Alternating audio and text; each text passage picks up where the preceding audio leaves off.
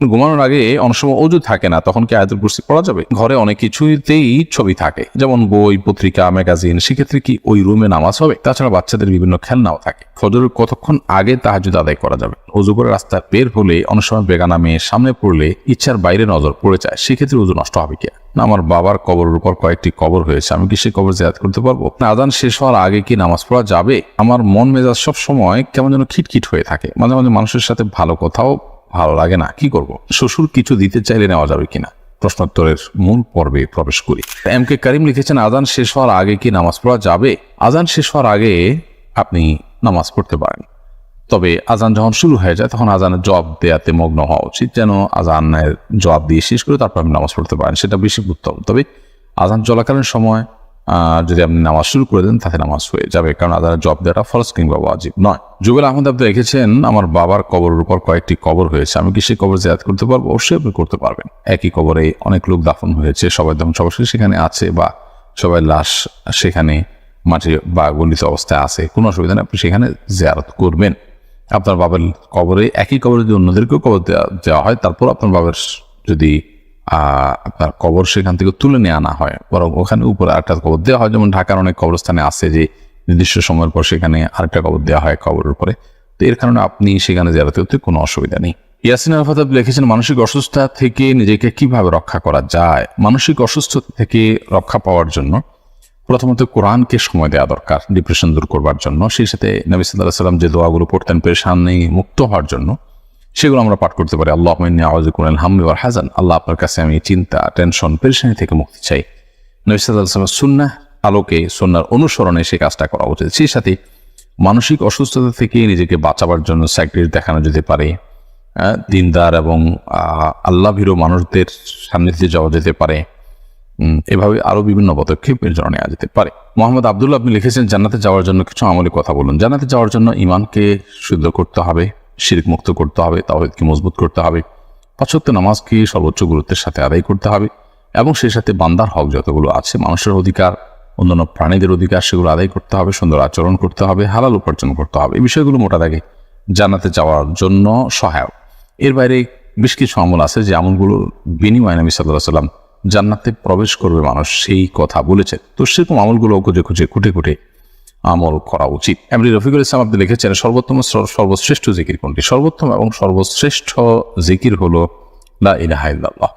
যদিও কোনো কোনো রিওয়ায়াতে আসছে যে কোরআনে কারীমকে সর্বোত্তম জিকির বলা হয়েছে, এবং আরো একাধিক বর্ণনাও রয়েছে। আরিফ হাসান লিখেছেন, শ্বশুর কিছু দিতে চাইলে নেওয়া যাবে কিনা? একটা হলো যে সামান্য গিফট, খুব সামান্য যদি কোনো গিফট দেয় তাহলে সেক্ষেত্রে সেটা নেওয়া যেতে পারে।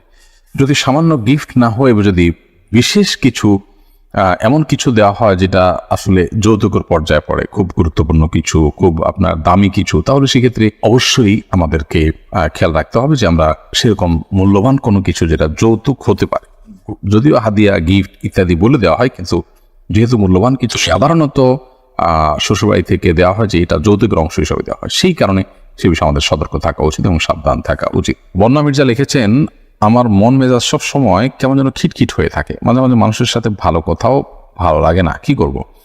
আপনি কোনো ডাক্তার দেখাতে পারেন, সাইকিয়াট্রিস্ট দেখাতে পারেন, মানসিক কোনো ডাক্তার দেখাতে পারেন। সেই সাথে আপনার এই অবস্থা থেকে উত্তরণের জন্য যদি আপনার মনে হয় এটা হঠাৎ করে হয়েছে, আপনি রুকিয়া বা ঝাড়ফুঁক করাতে পারেন, কারণ অনেক সময় ব্ল্যাক ম্যাজিক অথবা দুষ্টজনের উপদ্রবের কারণেও কিন্তু মানুষের মধ্যে এই ধরনের সমস্যা তৈরি হবে, তাই সেই চেষ্টা আপনি করতে পারেন। কে ইসলাম সিরাজগঞ্জ এই আইডি থেকে আপনি লিখেছেন, অজু করে রাস্তা বের হলে অনেক সময় বেগানা মেয়ে সামনে পড়লে ইচ্ছার বাইরে নজর পড়ে যায়, সেক্ষেত্রে অজু নষ্ট হবে কি? দেখুন, অজু করে বের হওয়ার পর কোনো গায়রে মাহরাম নারী নজরে পড়লে, নারীদের নজরে পুরুষ পড়লে তার কারণে অজু ভঙ্গ হবে না, সাথে অজু ভঙ্গের সম্পর্ক নেই। তবে এটা ঠিক যে ইচ্ছাকৃতভাবে যদি আপনি তাকিয়ে থাকেন এবং তার সৌন্দর্য অবলোকন করেন তাহলে আপনি গুনাহগার হবেন, এবং অজুভঙ্গ হওয়াটা তো কোনো দোষের না, সেক্ষেত্রে সেটা আপনি একটা দোষের কাজ করে ফেললেন। এই জন্য সে বিষয়ে আমাদের সাবধান থাকা উচিত। কোনো কারণে চোখ পড়ে গেছে ইচ্ছার বাইরে, এর কারণে গুনাহ হবে না ইনশাআল্লাহ, এবং অজুও ভাঙবে না। প্রীতি ইসলাম আপনি লিখেছেন, আমার পিরিয়ড থাকা অবস্থায় আগদ হয়েছে, অজু করতে বলেছেন হুজুর, এতে বিয়ে সম্পূর্ণ হলো? আমি স্বাক্ষর দিয়েছি। পিরিয়ড অবস্থায় আগদ হওয়াতে কোনো অসুবিধা নেই, অজু কোনো জরুরি ছিল না। আপনি প্রস্তাবে সম্মত হয়েছেন, অথবা প্রস্তাব দিয়েছেন, সে পাত্রপক্ষ সম্মত হয়েছে, অথবা প্রস্তাবের কথা লেখা আছে সেখানে আমি প্রস্তাব দিচ্ছি, অথবা আমি কবুল করলাম এই কথা লেখা আছে সেখানে আপনি স্বাক্ষর করেছেন, এরকম প্রক্রিয়াতে বিয়ে হয়ে যাবে। আর যদি মুখে কিছুই না বলেন, শুধুমাত্র স্বামীর ঘরে স্বামী, স্ত্রীর ঘরে স্ত্রী আছে, আপনি নিশ্চয়ই সিগনেচার করুন, তাতে বিয়ে হবে না। এখানে স্পষ্ট বলতে হবে আমি প্রস্তাব দিলাম অথবা আমি কবুল করলাম, এর মাধ্যমে বিয়ে সম্পাদন হবে ইনশাআল্লাহ দিন, এবং পিরিয়ড থাকার কারণে এর কোনো ক্ষতি হবে না, অর্থাৎ বিয়ের আগ্রহ সম্পন্ন হওয়ার কোনো ক্ষতি হবে না।